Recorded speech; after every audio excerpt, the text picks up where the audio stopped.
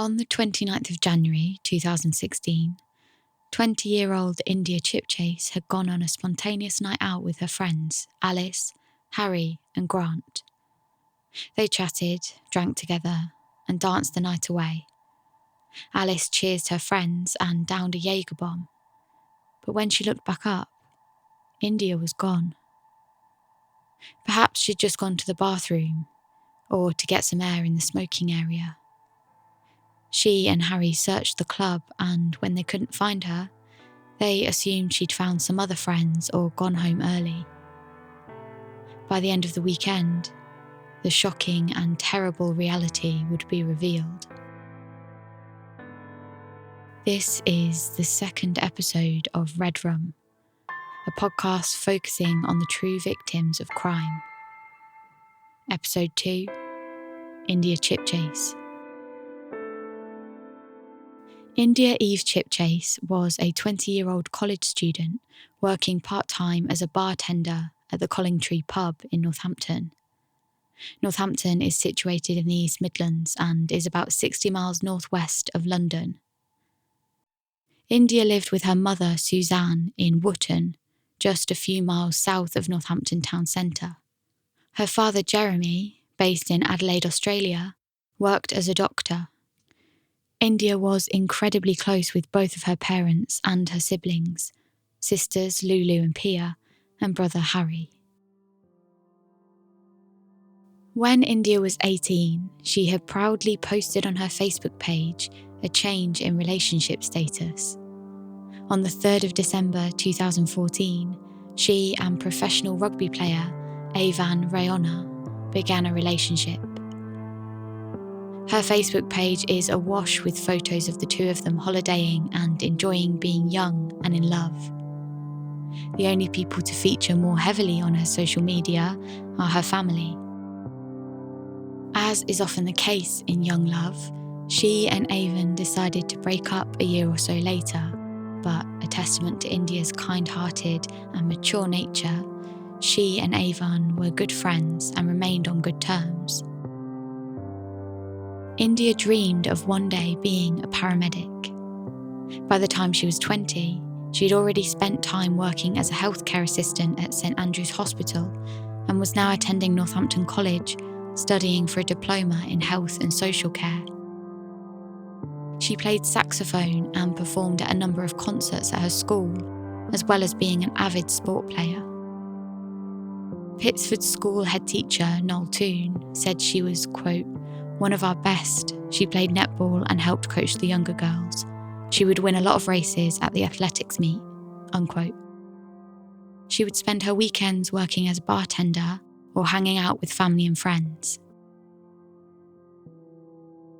It was Friday, 29th of January 2016. India decided to head to the local pub where she worked for some drinks with her friends. After spending some time in the Collingtree pub, they decided to head out toward town and made their way to Bridge Street. The central market square in Northampton is a busy hustle of shoppers in the daytime, and come evening, the nearby Bridge Street is home to various takeaways and clubs. This attracts a large number of the town's university students, as well as youngsters from all over the neighbouring towns. There are a couple of clubs on the street, including Revolution Bar and Bridge 16, but the most popular nightclub on Bridge Street is NB's Cocktail Bar and Club. It sees hundreds of club-goers pass through its doors every weekend. It boasts 2 main rooms with different music. A semi-goth theme links its inner cave room and its larger outdoor heated area. There's a fast food van and a large bar, serving drinks all the way up to 4 a.m. on weekends. There's definitely a general demographic that attends MB's, and it is young, mainly college and university students. India was with her friends Alice, Harry and Grant. Her relationship with Grant was complex. It was the moment before boyfriend-girlfriend. It was the excitement of being 20 years old with the whole of your life ahead of you. They made their way into the bars that line Bridge Street and started partying the night away. A little while later, sometime before midnight, The group of friends entered NB's club. The friends danced and drank, enjoying their hard-earned Friday night out together. India is seen on CCTV throughout the next hour inside the club, but at some point she became separated from her friends. Around 12:45 a.m, Alice and Harry began looking for India inside the club but couldn't find her. 10 minutes later, India, in another part of the club, had fallen over and was escorted outside by one of the bouncers. By this point, she'd lost her friends and she was quite drunk. She told the bouncers that she wanted to go home, and so one of them put her in a taxi. Once she was inside the taxi, the driver asked her for the fare up front. She refused and immediately got back out of the taxi, deciding instead to go and find her friends to finish the night with them. As she reached NB's door, the bouncer decided that she was too drunk to re-enter and refused her entry. India then tried to call Grant, but the call went straight to voicemail.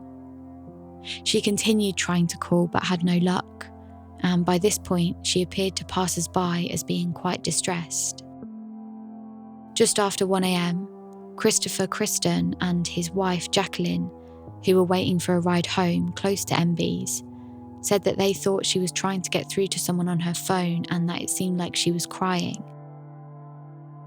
Moments later, a man in a duffel jacket wearing a rucksack was seen arriving and queuing outside NB's club. He glanced over at India, who was at this point just behind him, pulling a locked car door after mistaking it for a taxi.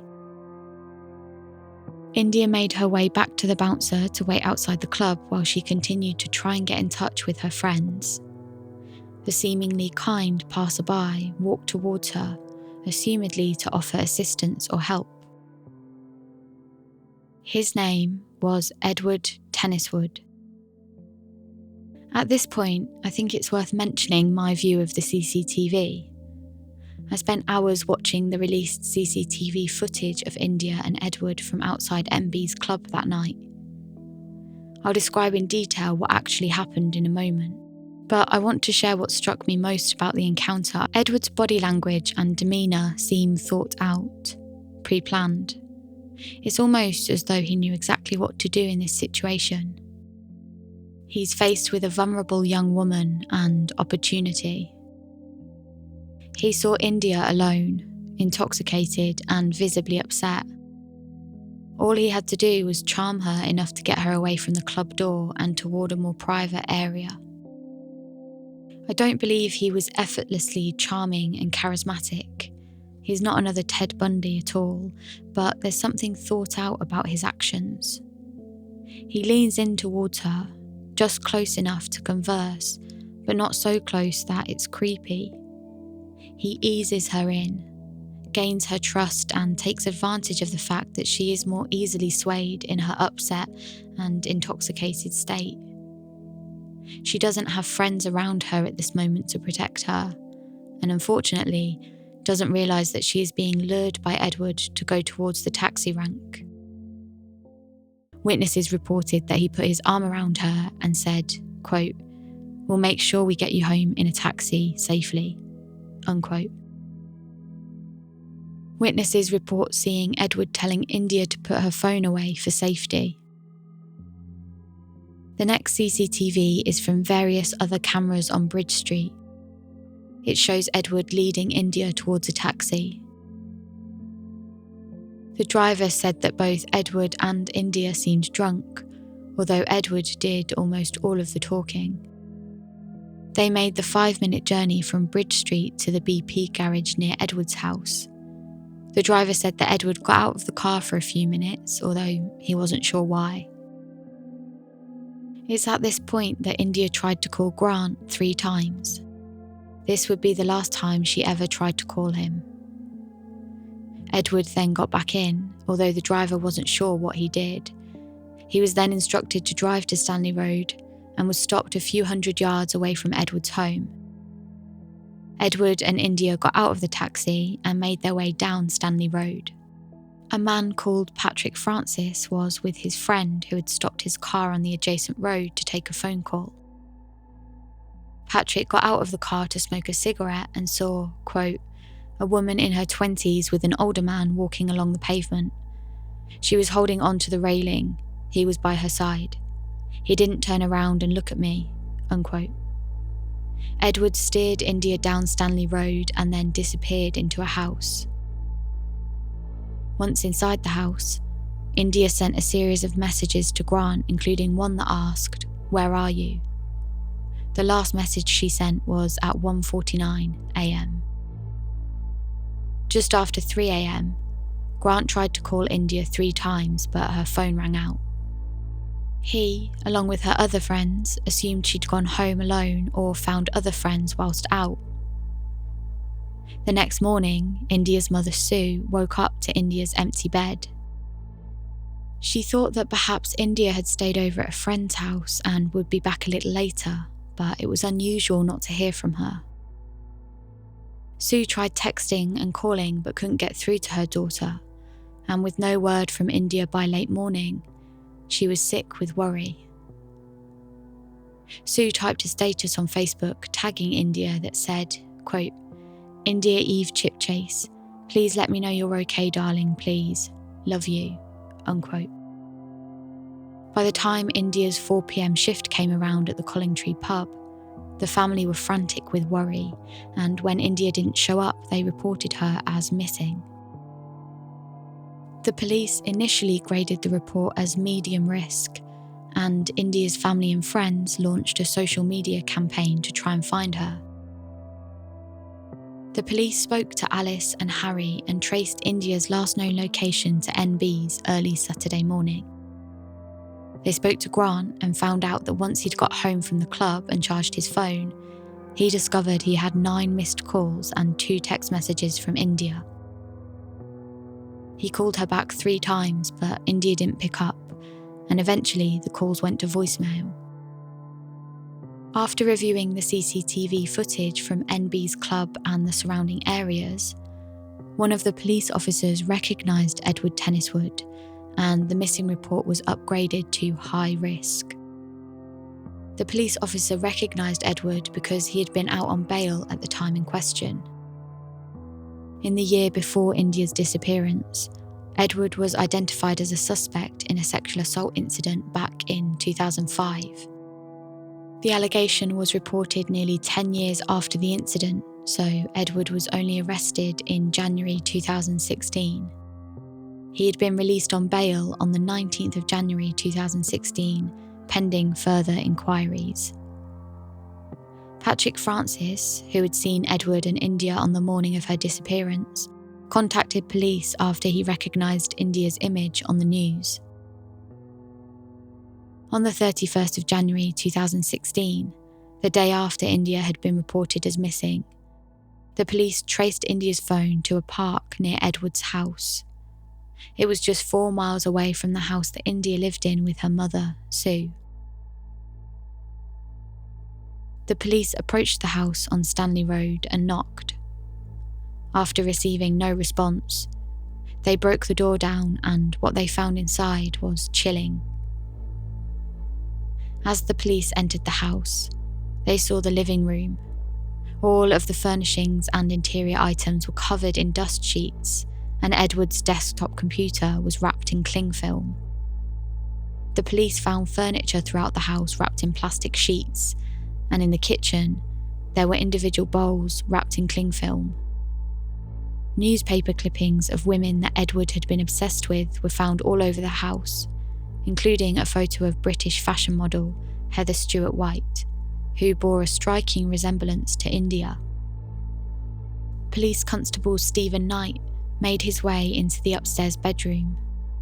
There was a bedside light which had been left on and a tray with 2 glasses. On the floor was a mattress with a plastic sheet over what looked like a body. The officer could see hair at the top of the mattress.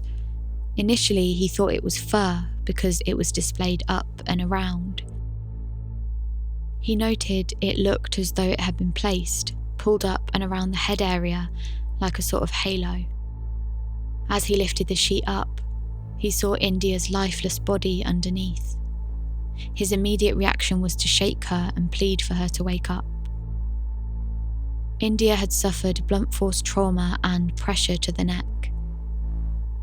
Edward had raped her, during which he strangled her to death. She had more than 30 injuries consistent with the attack, and the blood under her fingernails suggested that she fought hard for her life. The police now urgently needed to find Edward. They had been watching CCTV from the last 24 hours from all over the town and had found that at 9:30 p.m. on Saturday, approximately 18 hours after he killed India, Edward is seen entering the Ibis Hotel in Northampton Centre. He is then shown using the hotel computer at 3:22 a.m, where it was later revealed he accessed news websites and looked up the search for India. He then hurriedly leaves the hotel at 3:38 a.m, after the staff are asked to call the police on an unrelated matter. He arrives back at the hotel 30 minutes later and stays there drinking for the rest of the night and into Sunday daytime. Edward is then picked up by police 3 hours after they discover India's body on the Sunday afternoon. Police enter the hotel lounge and find Edward watching TV. He is arrested on suspicion of murder, to which he replies, quote, "I'm surprised you were so quick. You didn't take very long to find me," unquote. A look through CCTV from the weeks prior to India's murder found Edward wearing the same clothes and backpack, lurking outside MB's club on the 16th of January, 2 weeks before he killed India. Edward was dubbed by neighbours and colleagues as a, quote, "loner and properly odd," unquote. In the early 90s, he had reportedly stolen money from his family business, which he then used to purchase an expensive flat in London. After his father discovered the theft, he disowned him, and Edward relocated to Northampton. The resident who lived directly below Edward in London said, quote, "There was all kinds of pornography all over the house. We and the other residents complained to the council, but it didn't help. Eddie was abusive and just rode roughshod over any of our concerns. I never saw him with anyone else, no girlfriend or pal. He was a strange fellow," unquote. The trial took place in July of 2016 and saw Edward claim that he and India had developed a bond outside the nightclub, and that he said to India he was going to, quote, "get a cab home and drink at my place. You're very welcome to come home if you want to," unquote. Edward claims India said yes, so they got into a taxi together. He said that once they arrived home, India went into his bathroom while he poured 2 glasses of wine. He said that when she came back out of the bathroom, she seemed happier and more alert. He said that they shared a tender moment opposite a large mirror in his bedroom. He then goes on to make a comment that suggests he knew India well.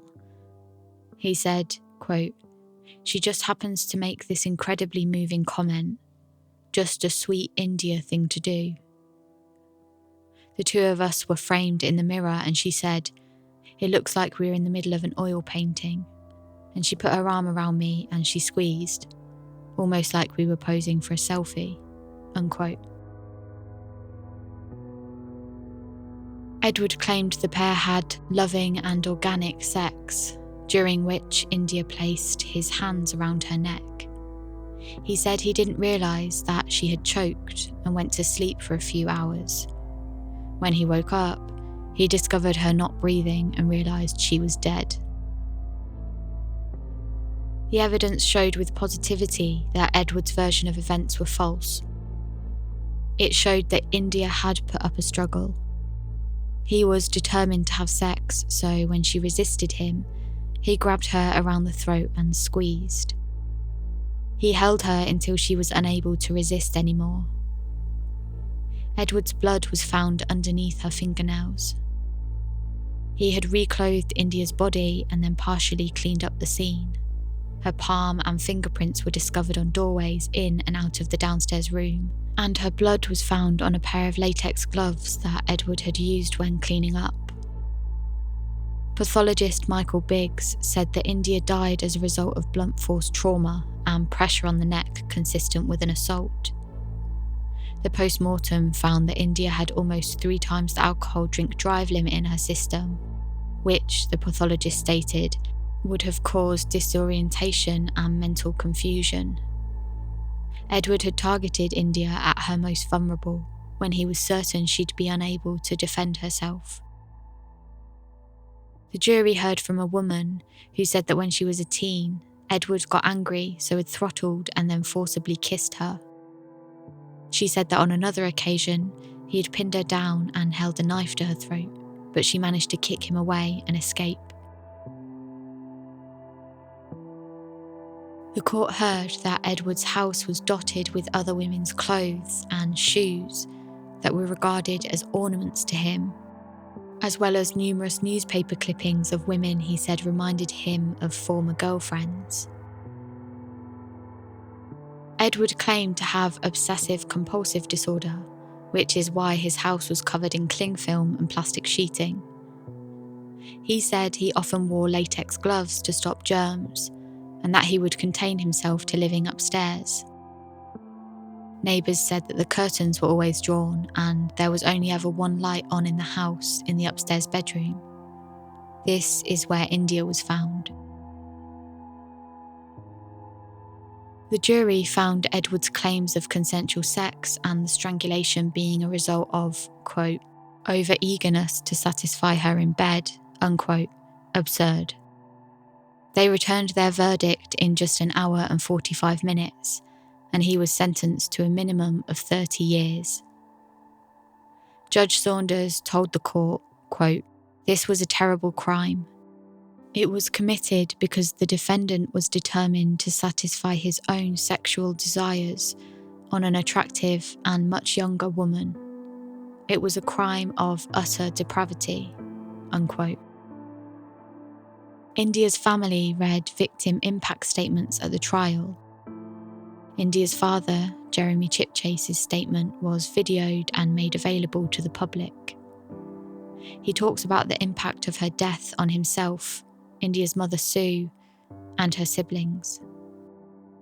I sincerely hope that there is no possibility that any other woman ever suffers at the hands of my daughter's murderer.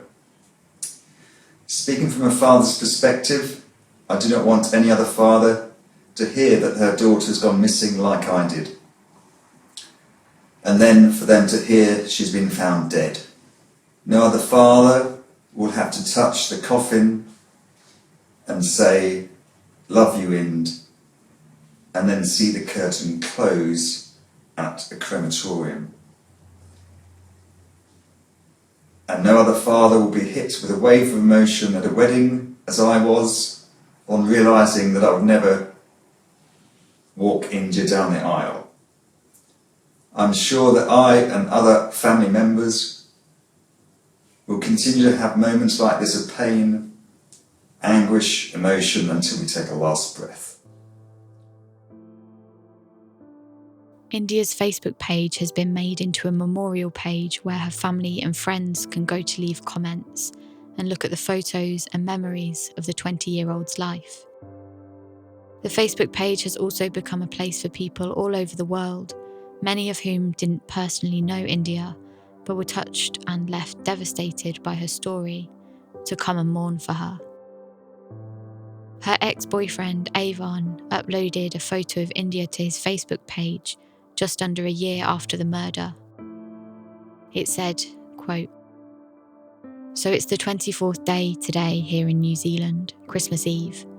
Not only is it a day to celebrate because it's only 2 hours away from Christmas, but it's also a day to celebrate because this is also the day that our India was born 21 years ago.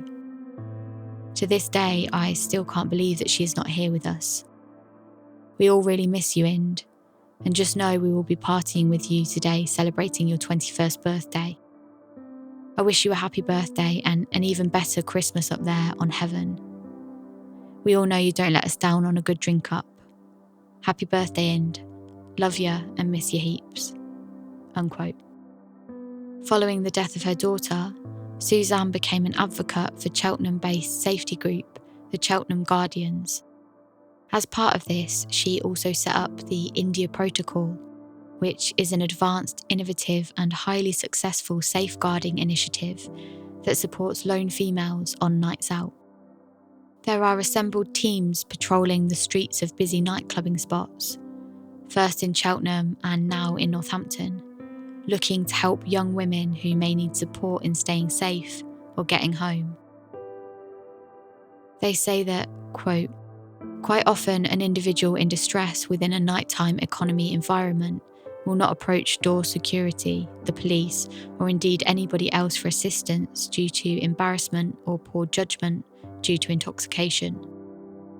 The India Protocol circumnavigates this problem by proactive and targeted engagement, unquote.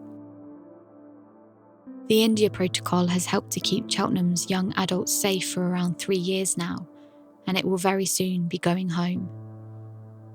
India is the driving force behind the India Protocol, the safeguarding of lone females at night. India is the motivation that drives our guardians to protect our young on the streets. We are humbled to have the love and support from India's amazing family. For this, we are eternally grateful. To India's mum, we say this: Suzanne, you are a woman of amazing grace and courage. Your love for India resonates in every conversation that we have. Your unshakable devotion to your beautiful daughter and your strong desire to see that the young of others are protected is a testament to your spirit, your warmth and your passion. Shoulder to shoulder we walk with you, now and always. Week in and week out, Cheltenham Guardians are making a real difference on the streets. We were born from the community that we now serve. We are parents, we are brothers, we are sisters, we are guardians. We will not rest and we will not falter until the India Protocol is adopted in each and every nighttime economy in the United Kingdom. This is our promise to Suzanne Chipchase and her beautiful family. This is our promise to our young. This is our promise to India. This is India's legacy.